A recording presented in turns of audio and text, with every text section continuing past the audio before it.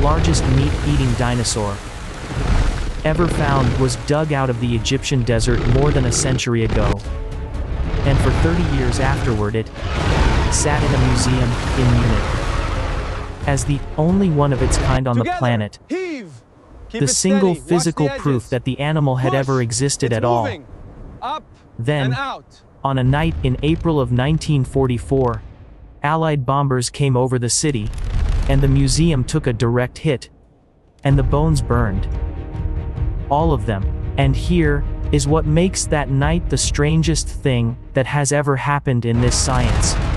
Because for the next 60 years, every textbook drawing, every museum mural, every plastic toy on every shelf was built not from a fossil, but from a dead man's sketches and a handful of black and white photographs of a skeleton nobody alive would ever touch again.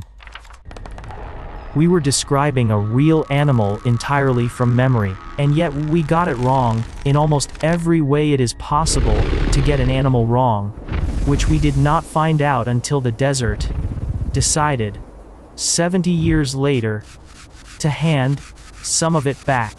The man who found it was a German paleontologist named Ernst Stromer, working in Egypt in 1912. And what came out of the sand was unlike anything in any catalog anywhere, a predator with bones that suggested something longer than a Tyrannosaurus, carrying tall spines that rose off its backbone like the ribs of a sail. He named it Spinosaurus. Spine lizard. He shipped it home. He published it in 1915, and then he spent the rest of his life watching a war he opposed take his country, 3 of his sons, and finally his monster. So we were left with the drawings, and out of the drawings we crowned a king. The reconstruction that ruled for 70 years was a simple one, and it was simple for a reason, because it was the only shape we had a template for. A giant 2-legged carnivore, standing upright, walking the dry land, hunting the way every other big theropod hunted, with that spectacular sail on its back, doing nothing more interesting than showing off to mates or dumping heat into the wind. Every museum built that animal. Every film used it. And it felt right, because it did not ask us to imagine anything we had not already seen, which should have been the first clue that something was wrong with it, and instead was the exact reason nobody questioned it for 3 generations. The desert broke it in 2014. A paleontologist named Nizar Ibrahim spent years chasing rumors of new Spinosaurus bones out of Morocco, some of them bought from a local fossil hunter, some dug fresh out of the Kem rock, and when his team assembled what they had and published it in Science, that confirms the low silhouette. The animal that came out of that paper broke every rule the old king was built on. The back legs were short. Not slightly short, but short to the point of looking useless for a predator that size. The bones were dense and heavy, packed solid in a way you see in hippos, and in whales, and almost never in a dinosaur. And the nostrils had migrated backward up the skull, sitting high and far back, exactly where you find them on a crocodile that wants to breathe, while the rest of its head stays under. The conclusion made headlines on every continent in the same week. But this thing, they argued, was never a land predator at all. It was a river monster, walking on all fours, half submerged, and it was the first dinosaur anyone had ever proposed could swim. A dinosaur that swam. I remember exactly how big that story felt. And I think it was the biggest paleontology headline of the decade. Because it was not just a new species, it was a whole new way for a dinosaur to be alive. Crowned a second king that year. Museums rebuilt their models. Documentaries recut their episodes. However, that coronation was already on a clock. And that king lasted 4 years. In 2018, a researcher named Donald Henderson did something almost rude in its simplicity, which was to take the 2014 skeleton, put the numbers into a flotation model, and ask the question nobody had asked out loud. Would this animal, built exactly the way the paper described, actually float, Incredible. sink, It's working. or swim? But the model came back and said, more or less, none of the above.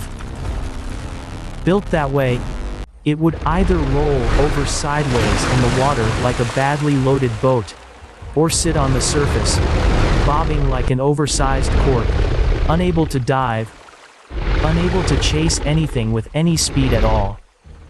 The river monster, on paper, could not do the one thing it had been famous for.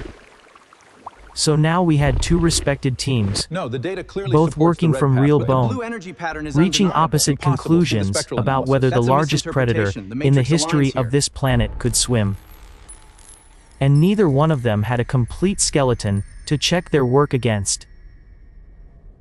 That is not a scandal.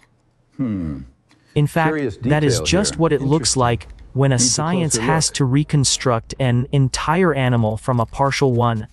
And honestly, it is the part of this story I like most, I think the because angle indicates a different nobody evolutionary here is path. being stupid. Perhaps, or just a Everybody is juvenile being specimen. careful with almost I'll nothing. cross-reference the fossil record. Then, in 2020, the tail showed up. And it was a tail unlike any tail Incredible. that any dinosaur has ever been found with, because running down its length were tall spines and long chevrons that turned the whole thing into something wide, flexible, and flat. Less like a counterweight and more like an oar. Ibrahim's team argued this was the missing piece, that we There had it been is. wrong about the mechanism rather than the lifestyle, that Spinosaurus never swam with its legs at all, but drove itself through water by sweeping that paddle side to side, the way a crocodile does when it wants to move and does not want to be seen moving. The swimming dinosaur came back from the dead. We crowned it a third time.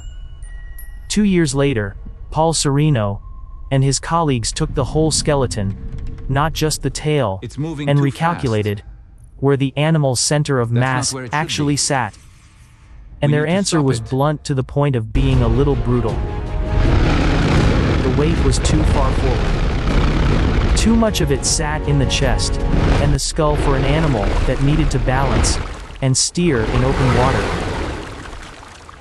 Their Spinosaurus, instead, was not a swimmer at all. It was a wader, a giant standing in shallow rivers like an oversized heron, dipping that long jaw down to grab fish, and never fully committing to the water it was standing in. 3 kings, 3 coronations, 3 times the evidence walked in and took the crown back off. And the reason I want to sit in that discomfort with you for a second rather than rushing to a tidy answer is that this is the exact moment where most retellings of this story cheat by picking whichever version they like best and calling it settled. It is not settled. But it did get stranger. In the same year, from a direction nobody was watching, a different team, led by Matteo Fabri, went at the problem sideways. Instead of arguing about one animal, they cut thin sections through the bones of dozens of animals, living and extinct, hippos and penguins and otters and ordinary land dinosaurs, and they measured a single boring property. How dense is the bone? How much of it is solid? And how much of it is hollow? Because dense bone is not an accident, and it is not decoration. Dense bone, it turns out, is ballast. It is what evolution builds when an animal needs to stop floating. Spinosaurus came back with bone, almost as solid, as a hippo's. So did its close relative Baryonyx. But another cousin, Suchomimus, built along broadly similar lines, eating broadly similar food, came back with ordinary hollow bones, the same as any land dinosaur you could name. Sit with how strange that is. 3 closely related giant fish eaters, and only some of them are carrying skeletons, deliberately weighted to sink. Whatever Spinosaurus was doing, it was doing it below the surface, on purpose, often enough that natural selection paid the metabolic bill to keep it down there. And yet that finding does not crown the swimmer. And it does not crown the heron either. Because ballast is the opposite of what a fast pursuit predator wants, and it is far more weight than a bird standing in a stream would ever need. Which leaves us with something better than either. Not a torpedo. Not a wading bird, something closer to a 15-meter crocodile, wearing a sail, built heavy enough to sink itself on command. Standing chest deep in a Cretaceous river with almost nothing above the waterline, and simply waiting.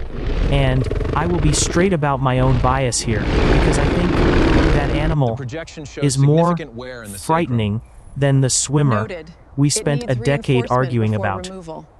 A thing that chases you is a thing you can see coming. The numbers have been just as unstable as the story. And that instability is itself the point. Early estimates pushed the length past 18 meters, or 59 feet. But more careful work pulled it back, and today most researchers put it somewhere near 15 meters, or 49 feet, which is still longer than any Tyrannosaurus ever confidently measured, and still the longest predatory dinosaur we know of, built out of a skeleton that remains embarrassingly incomplete. The sail alone stood taller than a grown man. And the teeth were not steak knives at all. In fact, they were smooth and round and conical. The wrong shape, entirely for slicing meat, and the exactly right shape for holding something wet that does not want to be held. There is one more line of evidence, and it is the quietest one. Locked inside those teeth are oxygen isotopes. Chemical signatures laid down from the water the animal drank and lived in, and when we read them, they do not match the land dinosaurs Spinosaurus was buried alongside at all. They match turtles. They match crocodiles. The animal's own teeth remember the water. So here is where the case actually stands, and it is not where anyone wanted it to stand. We know it lived half its life in water. We know it was built to sink. We know it ate fish, and had a face designed for catching them. And we do not know, right now, today, whether it dived and hunted, or whether it stood and ambushed. Because 2 serious teams looked at the same bones in 2022, and walked away with opposite answers, and as of this recording neither one has conceded a thing. I like that the case is still open. Every other giant predator has a settled silhouette in our heads, a shape we can draw from memory without thinking, and Spinosaurus refuses to hold still even now, 90 years after a bomb erased the only proof it was ever real. Maybe that is fitting for an animal that spent its life making itself hard to see. Every monster we cover here eventually lost. Their branch got cut. The world moved on without them. And something smaller and stranger inherited the rivers they used to own.